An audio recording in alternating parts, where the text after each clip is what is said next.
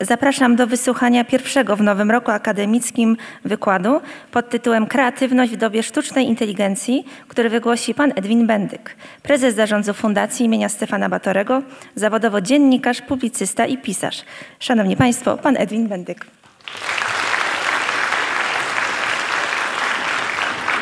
Dzień dobry Państwu, Panie Rektorze, Magnificencje, szanowni dostojni goście. Jestem bardzo szczęśliwy, że mogę tu przed Państwem wystąpić. To wielki zaszczyt, ale też oczywiście wyzwanie.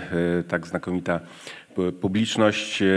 Zdaję sobie sprawę z odpowiedzialności, jaka przede mnie czeka. Zwłaszcza, że będę chciał powiedzieć kilka rzeczy, które mam nadzieję pomogą rozmawiać o tym, co nas wszystkich w tej chwili, a przynajmniej w kontekście tego, co ta uczelnia robi, czym się zajmujemy, zajmują Państwo, ja też osobiście, wszystkich nas interesuje, dotyczy naszej przyszłości. Także już za chwilę do tego przejdę. No, chciałem jeszcze, zanim rozpocznę, pogratulować pierwsze panu Mateuszowi Biziorkowi filmu, który mogliśmy obejrzeć na początku, a wszystkim studentkom, studentom, którzy rozpoczęli studia, gratuluję możliwości nauki w tak znakomitym miejscu i życzę powodzenia.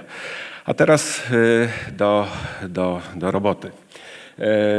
Kreatywność w dobie sztucznej inteligencji. No, tytuł tak, wszyscy dzisiaj mówią o sztucznej inteligencji, nie wszyscy mają coś do powiedzenia, więc ale temat jest powszechny i naradzając się z panem rektorem stwierdziliśmy, że dobrze też go jakoś będzie podjąć. Ja od razu zastrzegam, nie będę mówił o samej sztucznej inteligencji, nie będę mówić o technologii, tylko chciałbym się zmierzyć i dorzucić kilka argumentów do rozważań, co ta technologia może z nami zrobić, z tym, co traktujemy jako najbardziej ludzką kompetencję, czyli zdolność tworzenia rzeczy nowych, tych, które zmieniają rzeczywistość i nasze warunki życia. Nie będę mówił o kreatywności w pełnym jej wymiarze dotyczącym wszystkich aspektów, ale skoncentruję się na obszarze kultury, bo ten też jest najbliższy nas. To jest sposób, w jakim poprzez kulturę jesteśmy w świecie i tutaj nasza zdolność zmieniania tego kontekstu jest też mechanizmem wpływania na rzeczywistość. I tutaj sztuczna inteligencja, już ta ilustracja pokazuje, daje wstęp do rozważań. Ten rysunek, czy tę ilustrację wykonałem korzystając z systemu DALL-E 2. Inspiracje, z których korzystał system, Państwo oczywiście widzą. Pytanie jest na drugim slajdzie. To jest, nieważne jest, co tam jest napisane, za chwilę mniej więcej opowiem, znaczy te małe literki po lewej stronie, ale kiedy w listopadzie 2022 roku firma OpenAI ogłosiła ChatGPT, czyli pierwszy publicznie, powszechnie dostępny system oparty na modelu wielkojęzykowym, pojawiły się bardzo szybko analizy pokazujące, co takie modele jak ChatGPT i podobne z nami zrobią, to znaczy komu zabiorą pracę. To jest jedna z takich analiz pokazująca właśnie zawody najbardziej narażone na eliminację, czy jakiś sposób oddziaływania ChatGPT. Obawiam się, że wszyscy, którzy tu są, zarówno wykonując różne role zawodowe albo przygotowując się do tych ról zawodowych, znajdują się na tej liście. Tu są tłumacze, tu są księgowi, tu są dziennikarze, tu są nauczyciele języków, wykładowcy wielu przedmiotów, także informatycy. Praktycznie wszystkie obszary, któreśmy wcześniej w starym jeszcze języku traktowali jako zawody inteligenckie, a powiedzmy dzisiaj zawody polegające na pracy intelektualnej, przetwarzaniu symboli, wiedzy, no właśnie są na tej liście, że te właśnie modele zagrażają. Czy tak będzie? Czy rzeczywiście za 5 lat nie będzie już wykładu inauguracyjnego, bo nie będzie po co zapraszać wykładowcy, bo zrobi to lepiej system, ale też nie będzie miejsca, w którym będzie potrzeba wygłoszenia takiego wykładu, bo to miejsce też nie będzie potrzebne. Czy tak będzie? Dzisiaj odpowiedzi na to oczywiście nie mamy. Myślę, że prognozy, takie jak tutaj właśnie, są przesadzone. One wielu rzeczy nie uwzględniają. Często polegają na nominalnej analizie opisu zawodów i funkcji, nie uwzględniając, że na przykład księgowość no, wymaga też często kreatywności, prawda? I nie w tym sensie mówię złowrogim, jaki często przypisujemy tak zwanej kreatywnej księgowości, tylko temu, że no nie jest to tylko wypełnianie. Każdy księgowy wie i szef firmy, że potrzebuje dobrego księgowego, żeby interpretował przepisy i do kontekstu funkcjonowania firmy. I tutaj systemy ciągle sztucznej inteligencji mogą pomagać, ale nie zastąpią ludzi. Podobnie jest w analizach prawnych i tak dalej. To wiemy, więc najprawdopodobniej pewne prognozy są przesadzone, ale popatrzmy na to bardziej systemowo. Spróbujmy zrozumieć właśnie od czego będzie zależała przyszłość. I tu druga ilustracja. Proponuję cofnąć się o jakieś 40 000 lat po to, żeby nabrać perspektywy. Otóż ja opisuję te przemiany technologiczne, ich wpływ na społeczeństwo od 35 lat. Tyle pracuję w zawodzie dziennikarskim. Wcześniej tym się interesowałem i od samego początku, kiedy się przyglądam temu, co się dzieje w informatyce, w biologii i tak dalej, cały czas trwa rewolucja. Ja cały czas opisuję rewolucję, no ale dziwna to rewolucja, która trwa już z mojej perspektywie zawodowej 35 lat, a zaczęła się jeszcze 20 lat wcześniej, prawda? Czyli jaka rewolucja trwa pół wieku. Prawda? Coś tu się nie zgadza. Cały czas się coś zmienia i oczywiście widzimy tę zmianę, ale jednocześnie cały czas ktoś przekonuje, że tym razem to będzie the next big thing, to będzie ta zmiana na miarę już nie rewolucji przemysłowej, tylko teraz się mówi o tym, że to, co się teraz dzieje, to jest na miarę wynalazku koła, a może ognia. No, być może, ale jeżeli mówimy o wynalazku ognia, mówimy o tak wielkim przełomie, no to właśnie sięgnijmy wstecz, żeby nabrać perspektywy i zobaczyć, co rzeczywiście się zmieniło, a co nie, bo może są takie rzeczy, które są stałe i na których możemy budować strategię zmiany i przetrwania w tym zmieniającym się kontekście. I to jest najstarszy odnaleziony artefakt, dzieło sztuki, pochodzący właśnie z mniej więcej 38 000, 400 000 lat, znaleziony w jaskini w Jurze Szwabskiej na terenie dzisiejszych Niemiec. To był czas ponury, zimno było, epoka lodowcowa. No i w tamtym czasie w tej jaskini ktoś wpadł na pomysł, że zrobi tego typu dzieło sztuki, możemy śmiało to nazwać. Złożoność estetyczna tego obiektu jest, jak Państwo widzą, mimo jego uszkodzeń, imponująca. I wykonanie też, technika wykonania jest niezwykle interesująca. Ja więcej za chwilę, potem jeszcze wrócę do ilustracji, ale ten obiekt był pokazywany na wystawie Sztuka epoki lodowcowej w British Museum. I tam bardzo ciekawa teza padła, że to jest taki pierwszy moment właśnie, gdzie mamy dowód materialny w postaci właśnie dzieła sztuki, który pokazuje, że ci ludzie sprzed 400 000 lat byli tacy jak my. No, nosili może inną modę mieli, prawda? Troszkę inne meble w swoich mieszkaniach, inne warunki. Raczej martwili się, że zimno, a nie, że się klimat ociepla. Ale jedno mieli właśnie wspólne. Znaczy, z jakiegoś względu, mimo tych trudnych warunków, dali na pomysł, żeby robić rzeczy, które nie miały bezpośredniego znaczenia do przetrwania. Bo artefakty takie jak na przykład broń znajdowano wcześniej, znaczy pochodzi z wcześniejszych okresów. Sprzed 200 000 lat mamy mniej więcej groty strzał, prawda? I wiemy, że wojna jako instrument uzyskiwania celów to jest przedsięwzięcie bardzo odległe, datowane na ponad 100 000 lat, ale obiekty sztuki, właśnie takie jak ten pierwszy, najstarszy, no właśnie powstaje wtedy i to jest ten moment, w którym mamy materialny dowód, że jesteśmy w stanie zainwestować mimo trudnych warunków w coś, co nie ma bezpośredniego związku a przynajmniej tak się wydaje na pierwszy rzut oka. To nie jest bagatelna sprawa. Wykonanie tej rzeźby, jak próbowano potem zrekonstruować to metodami takimi eksperymentalnymi współcześnie, wymagało przynajmniej 360-400 godzin pracy. Czyli wspólnota mieszkańca w tej jaskini była w stanie zebrać się i zafundować jednemu ze swoich uczestniczek, no powiedzmy wakacje od zbierania jedzenia, polowania na mamuty czy tak dalej, po to, żeby wykonała taką rzecz. Więc w tym sensie do dzisiaj mamy tę kompetencję.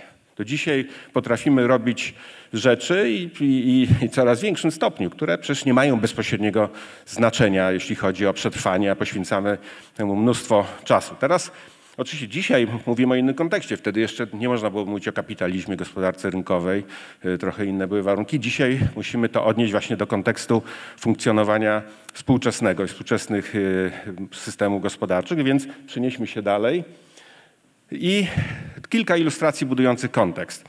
To jest zdjęcie z 2007 roku, może ktoś pamięta, to była dosyć głośna wtedy historia. Joshua Bell, jeden z ciągle najbardziej znanych muzyków, skrzypków, postanowił zrobić eksperyment ze swoim Stradivariusem, wartym chyba $3,5 miliona.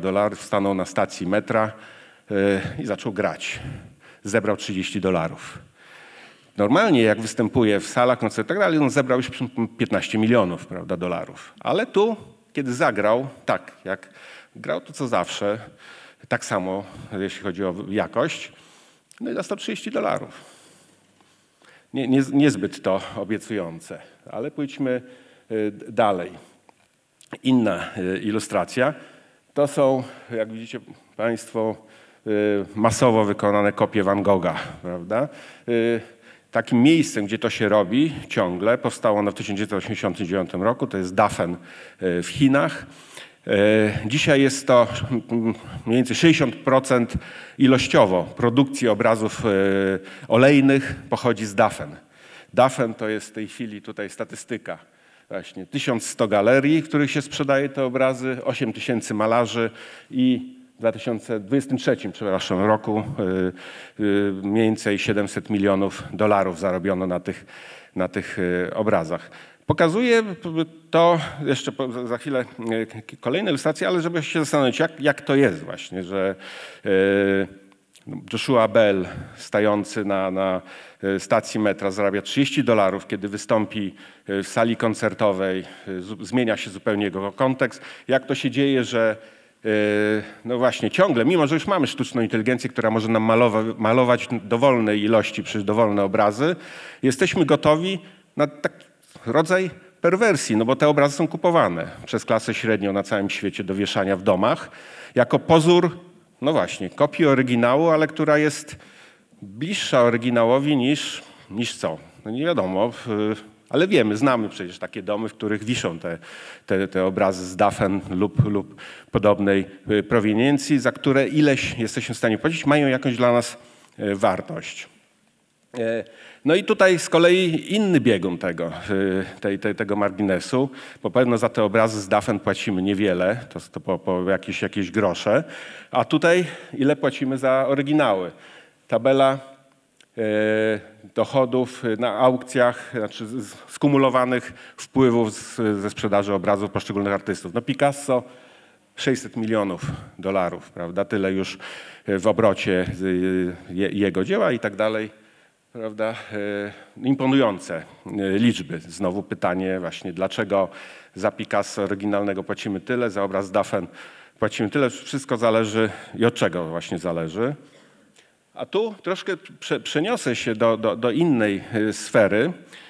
Troszkę właśnie innej, no bo mówimy tu już o czystym biznesie, ale nie mówię o wartościach obrotów firm, które tutaj stoją. To jest ranking wartości marek firm, czyli tego, co, no właśnie jak obraz, prawda, wyceniamy, że ma jakąś wartość. Tak samo mówimy o firmie oczywiście na podstawie jej obrotów i wyceniamy ją na podstawie takiej kondycji gospodarczej, ale aspektem tej kondycji jest również ten jej zasób niematerialny w postaci marki.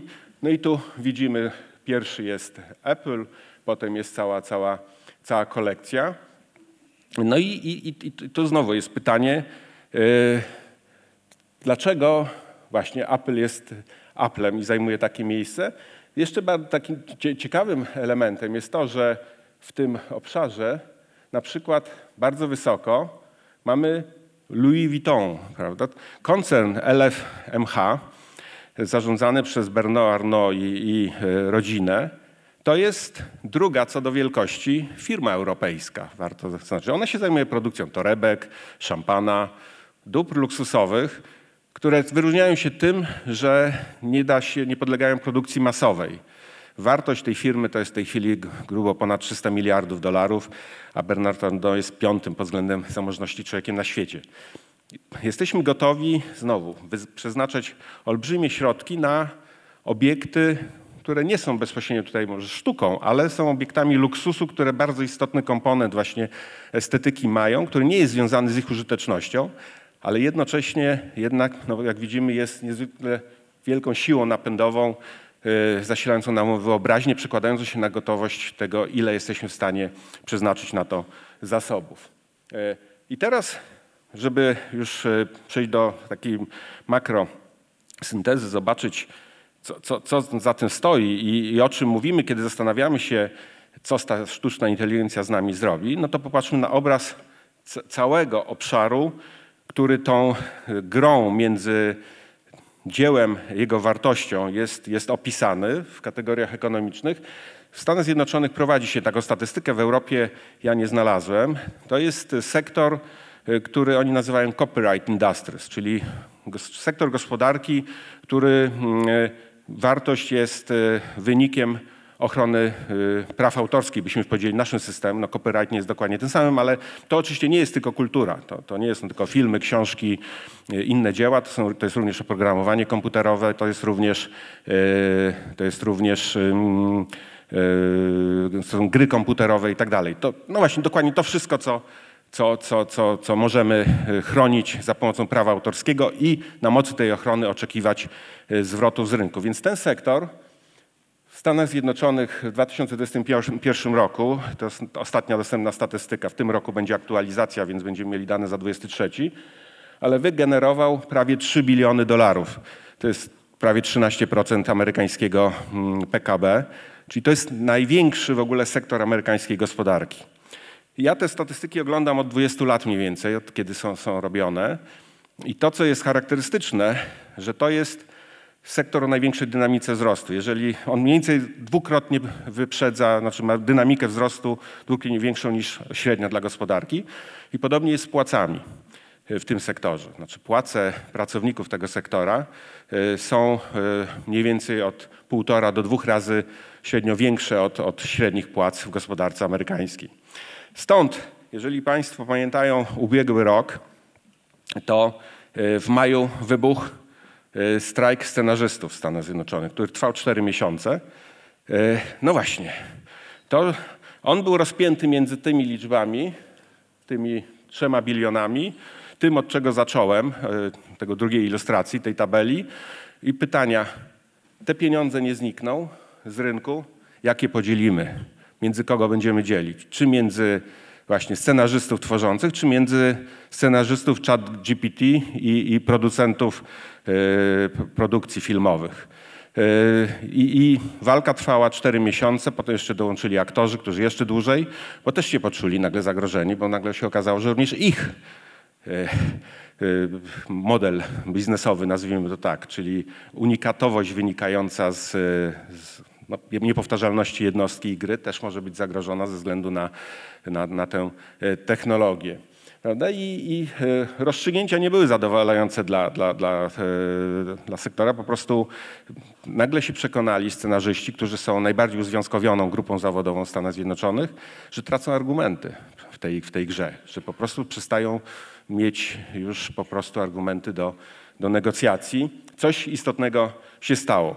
Ale od tego momentu, kiedy powstał Człowiek Lew, ta pierwsza rzeźba, po 400 000 lat jesteśmy w takim właśnie momencie, kiedy ten sektor, w którym kreatywność jest źródłem sposobu życia, kreowania wartości, no właśnie jest pod istotnym znakiem zapytania. Znaczy jego przyszłość i przyszłość tych wszystkich, którzy w nim będą uczestniczyć. A także w związku z tym, jeżeli ten obszar jest zagrożony, to również inne sfery kreatywności, na przykład obszar badań naukowych, kreowania wiedzy, jej przetwarzania, innowacyjności technologicznej. Na zasadzie analogii również można spodziewać się podobnych problemów. No właśnie, to teraz wróćmy do podstaw, zapytajmy o samą kreatywność. To jest pytanie, którym pewno Państwo uczycie kreatywności, więc sami też macie swoje odpowiedzi. Ja tu wszystkich nie będę, przez wiele lat zajmowałem się tym między innymi jako ekspert Ministerstwa Kultury i też robiąc różne opracowania dla agend rządowych dotyczących wsparcia innowacyjności i kreatywności. Wybrałem tutaj dwie definicje. Jedna to pochodzi od Ericha Fromma, wybitnego psychologa, psychoanalityka, który zwrócił uwagę na tę osobistą cechę związaną jakby z kreatywnością, która jest motorem do tworzenia czegoś właśnie nowego.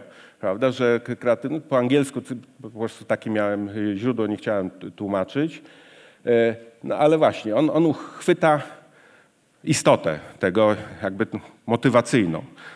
Dlaczego podejmujemy akty kreacji, prawda? Że tu nie pisze o tym aspekcie materialnym, że to też jest sposób na życie materialne. On to bardziej ten pierwotny odruch antropologiczny opisuje. Też druga obserwacja z kolei z najnowszej wzięta książki Richarda Seneta, znakomitego socjologa amerykańskiego, który zajmuje się od lat właśnie badaniem kultur miejskich i w ogóle funkcjonowania społeczeństw w miastach, właśnie w różnych przejawach ich funkcjonowania. I on tutaj pisze o kreatywności w obszarze sztuki, ale też z badań wiem, że to dotyczy również chociażby kreatywności technologicznej, że ona pochodzi jak tutaj jest napisane, z overcrowding. Znaczy, że tylko w miastach, tak, gdzie jest gęsto, gdzie jest dużo ludzi, powstaje właśnie środowisko do tworzenia rzeczy nowych, że muszą być pewne warunki, że nie wystarczy ta motywacja, o którą Fromm opisał, żeby ona zadziałała. Potrzebny jest jeszcze z kolei pewien kontekst społeczny, który uruchomi ten mechanizm tworzenia czegoś nowego. No i teraz wchodzi rewolucja technologiczna, o której mówię, która trwa już od pół wieku, ma różne momenty, różnie opisywane przez prasę. To jest znowu 2007 rok. W 2007 roku tygodnik Time, który co roku ogłasza Człowieka Roku, w 2007 nazwał Człowiekiem Roku każdego z nas. To był ten moment, kiedy redaktorzy Time'a uznali, że rewolucja internetowo-komputerowa jeszcze nie było, to był rok, w którym dopiero smartfon się pierwszy pojawił, pierwszy iPhone, czyli jeszcze nie było smartfonu, to jeszcze była inna epoka, można powiedzieć komunikacyjna. Internet to był komputer podłączony, ale wtedy oni zauważyli, że już się coś stało istotnego w obszarze możliwości tych, o której pisze Fromm i tej, którą podaje Senet. To znaczy, że dzięki temu, że mamy komputery osobiste podłączone do internetu, z jednej strony mamy maszyny wzmagające nasze możliwości twórcze, z drugiej strony jesteśmy w tym overcrowdzie, w tym tłumie poprzez sieć i każdy z nas zaczyna hasłem takim dodatkowym broadcast yourself albo publish yourself. Było to, że każdy może być artystą, każdy twórcą, każdy zyskał do tego taką możliwość, każdy mógł dotrzeć do potencjalnie dowolnej widowni. Wiemy, że oczywiście to była iluzja, zarówno jeśli chodzi o tę możliwość dotarcia do widowni, jak się okazuje naszą chęć korzystania z tej możliwości. Wtedy powstało mnóstwo prac, które jakby wieszczyły zagładę kultury, nie ze względu na to, że sztuczna inteligencja ją zabije, tylko za to, że była taka książka Andrew Keena, Kult amatora, że amatorszczyzna po prostu zabije kulturę. Bo wszyscy będą chcieli tworzyć, prawda, i w związku z tym prawdziwa sztuka polegnie. Dokładnie to samo, co dzisiaj mówimy o sztucznej inteligencji, że ona nas zaleje swoimi produktami i znowu wysoka kultura i sztuka upadną. Nic takiego się wtedy nie stało. Natomiast chciałem Państwu pokazać, no właśnie, jak korzystamy z tej możliwości tworzenia. To jest statystyka Unii Europejskiej, praktyk różnych kulturowych. Dane są za 2021 rok, opublikowane w 2022. I to jest tabela pokazująca zaangażowanie w różną aktywność artystyczną. W ciągu tygodnia, w ciągu miesiąca i w ciągu tygodnia to najniższe tabele, w ciągu miesiąca to są te drugie, no i to jest ta najdłuższa, to jest w ciągu roku. No i jeżeli popatrzymy na Polskę, no to w ciągu tygodnia 6% ludzi deklaruje, że coś robi, co można by miało znamiona jakichś działań kreatywnych w obszarze kultury. 9% w ciągu roku, ale generalnie, znaczy też to, że nikt nie, że w ogóle, czyli w ciągu 77% w ogóle nie ma takich chęci, mimo że ma technologiczne możliwości, prawda?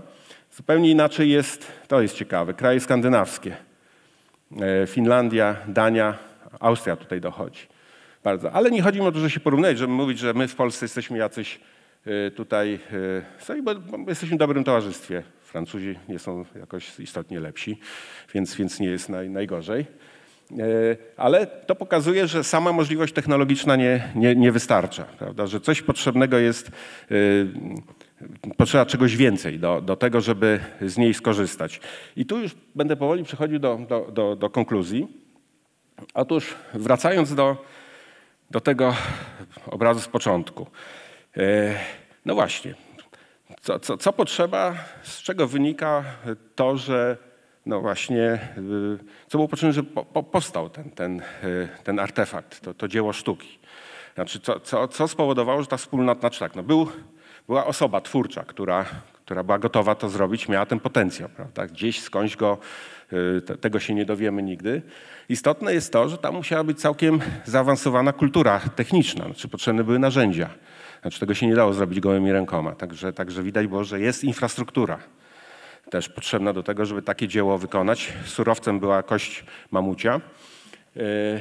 No i oczywiście była coś, co taki antropolog amerykański Greg Urban nazwał metakultura, czyli sposób opowieści o kulturze uzasadniający to, że powstają pewne dzieła, znaczy waloryzują aktywność kulturalną. No, że była opowieść dzielona przez tych mieszkańców tej jaskini, która mówiła, że musimy mieć taką rzeźbę, prawda? Że jesteśmy gotowi zainwestować te 400 godzin pracy kogoś, będziemy go karmić, ubierać, a on to zrobi, prawda? Coś dla nas ma to jakieś znaczenie.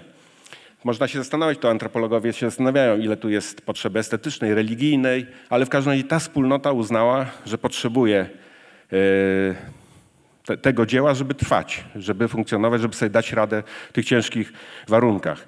I podsumowując, to można powiedzieć, że były potrzebne, żeby funkcjonowała kultura umożliwiająca przetrwanie tej wspólnocie, potrzebna była infrastruktura, czyli cała technologia umożliwiająca funkcjonowanie, wytworzenie takiego dzieła, wytwarzanie kultury i metakultura, czyli opowieść uzasadniająca to przedsięwzięcie, mówiąca dlaczego to robimy. Urban zwraca uwagę, że był jeden bardzo właśnie taki rzeczywiście rewolucyjny moment, jeśli chodzi o metakulturę. To jest wynalazek druku, pojawienie się druku i wtedy się pojawiła metakultura nowoczesności, polegająca na tym, że znaleźliśmy sposób opowiadania sobie instytucje, które wytworzyły mechanizm sprzyjający kreowaniu nowych rzeczy. Że na przykład wielka powieść XIX-wieczna powstała w dużej mierze nie tylko dlatego, że mieliśmy ludzi takich jak Dostojewski, nie wiem, Balzac i Prus w Polsce. Oni byli niezbędni jak twórcy, ale była prasa codzienna, która potrzebowała codziennie dawać treść swoim odbiorcom. W związku z czym zamawiała u tychże pisarzy po prostu powieści w odcinkach. Te powieści były, większość tego, co Sienkiewicz napisał czy Prus, było w odcinkach pisane i drukowane na bieżąco, prawda? I że to był ten mechanizm generowania popytu na ten twórczy potencjał, prawda? I że to właśnie był element metakultury, która wytworzyła ssanie na rzeczy nowe i zachętę do tego, żeby ci ludzie, którzy mają potencjał twórczy i dostęp do infrastruktury, do narzędzi, no, mieli też dla nich odbiór. Ale ta metakultura jest istotne też jej aspektem, jest to, że ona też mówi, co ma wartość. To właśnie dzięki temu, że mamy infrastrukturę, sale koncertowe i że mamy metakulturę, czyli obieg recenzencki, krytyczny, wiemy, przecież nie każdy z nas jest w stanie rozróżnić, czym się różni, nie wiem, właśnie Joshua Bell od innych skrzypków, no ale mamy zawodowych krytyków, jak nie wiem, my w polityce mamy Dorotę Schwarzman, którą zawsze zapytamy, nie? Słuchaj, czym się różni ten od tego, prawda? Dyrygent i orkiestra.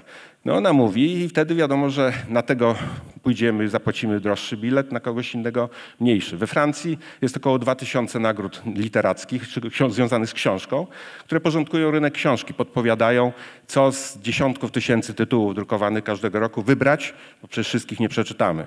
Prawda? I to jest właśnie ta metakultura, która z jednej strony zachęca do produkcji nowych rzeczy, mówi, co jest nowe, i jednocześnie pomaga w tej nowości się odebrać, ogarnąć, znaleźć to, co ma sens.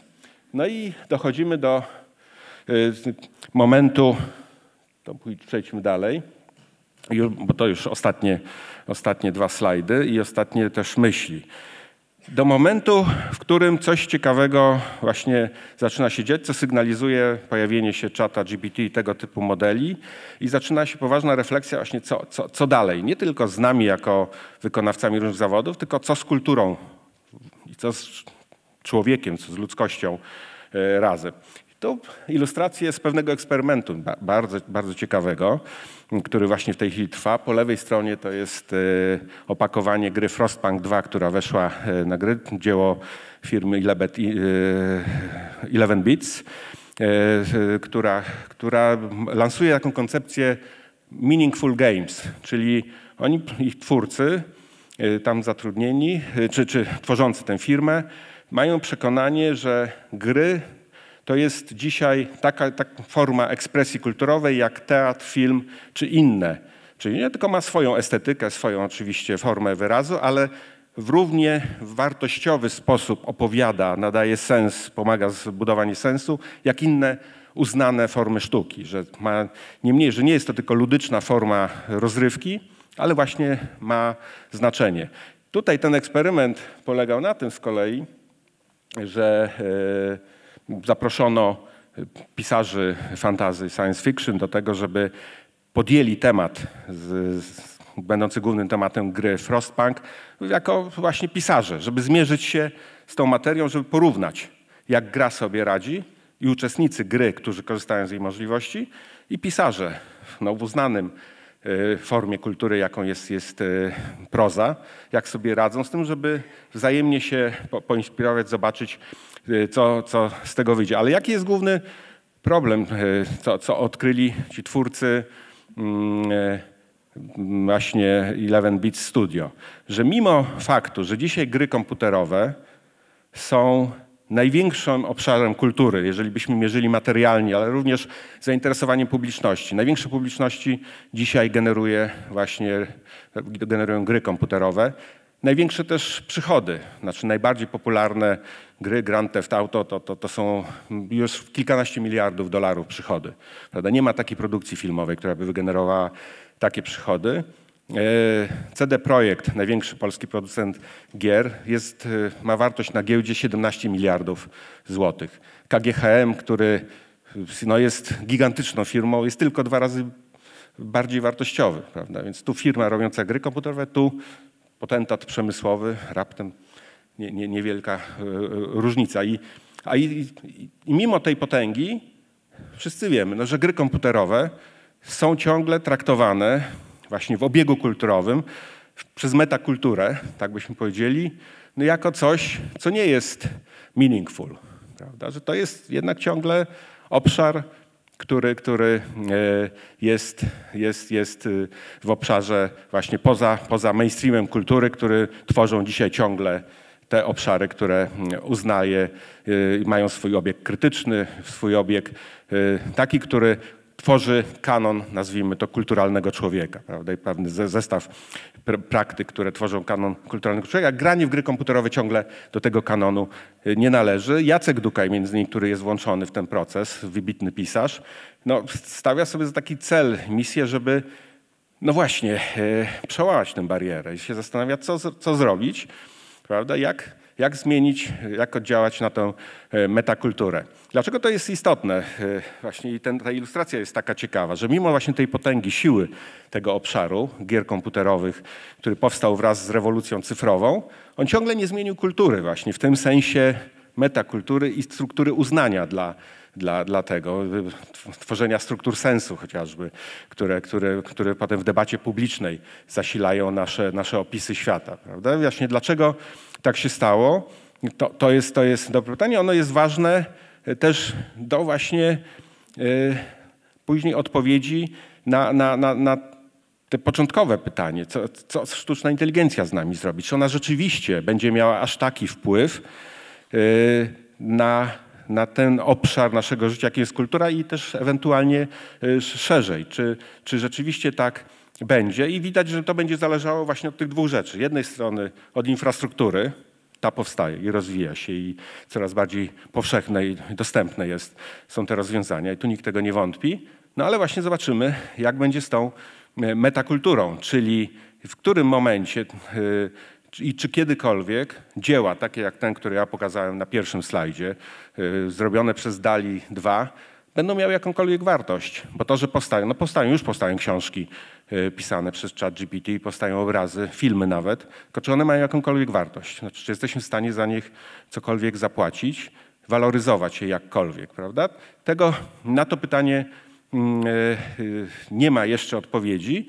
To doświadczenie z obszarem gier komputerowych pozwala wskazywać, że zmiana będzie znacznie wolniejsza i bardziej kontrolowana przez kulturę niż przez technologię. I to jest, myślę, że duża szansa, bo w tym akurat my uczestniczymy. Ale tak naprawdę no to ten moment, który jest i to jest ostatnia już rzecz. Jacek Dukaj, pewno wielu z Państwa czytało jego książkę Po piśmie, gdzie stawia tezy właśnie o tej radykalnej zmianie formy kulturowej, jaką jest w ogóle przejście do innego obszaru, w którym pismo, nie tylko książka, ale w ogóle pismo jako forma organizacji wyobraźni traci na znaczeniu.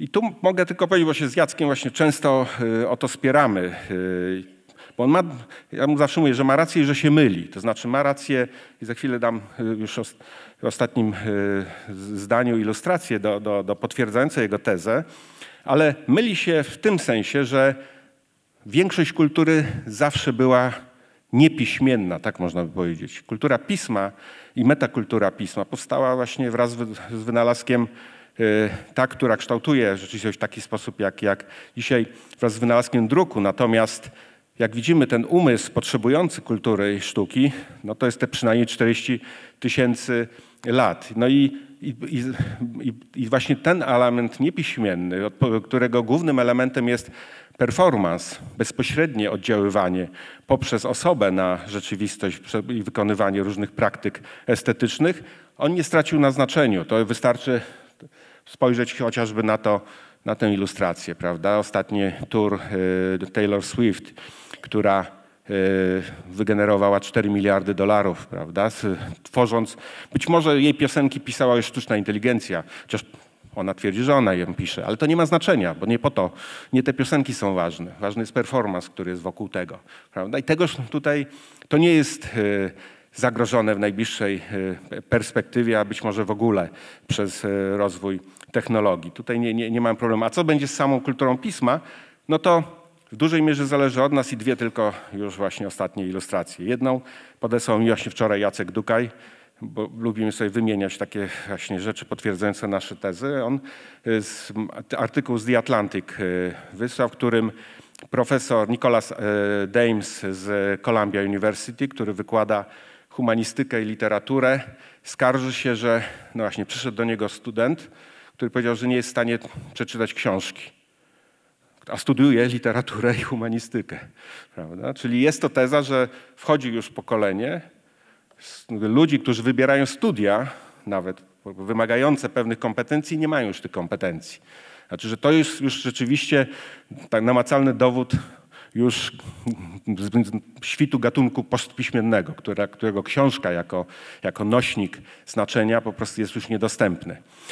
No i to jest prawda, no, ta ilustracja. Ale jest druga ilustracja, którą z kolei ja mam ze swojego pola, bo obserwuję to, co się dzieje w Ukrainie, również w polu kultury.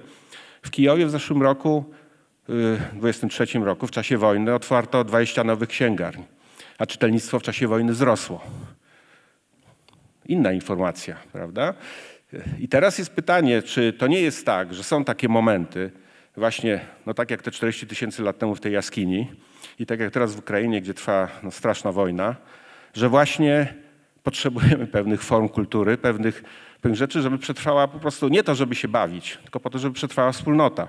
Że stawka jest znacznie wyższa niż te rozważania o te miliardy dolarów i te wszystkie rzeczy, tylko po prostu stawką jest, czy będziemy razem w stanie stawiać czoła wyzwaniom, że jeżeli stawka jest odpowiednio wysoka, nagle odkrywamy znaczenie pewnych form, które powodują, że jesteśmy razem, jesteśmy wtedy też w stanie nawet ryzykować życie, żeby one przetrwały, tak jak to się dzieje w Ukrainie. Ale jak będzie, co wybierzemy i czy musimy mieć aż tak rzeczywiście wysoko postawione próby, jak to, co się dzieje w Ukrainie, no to już zależy od nas. Dziękuję bardzo.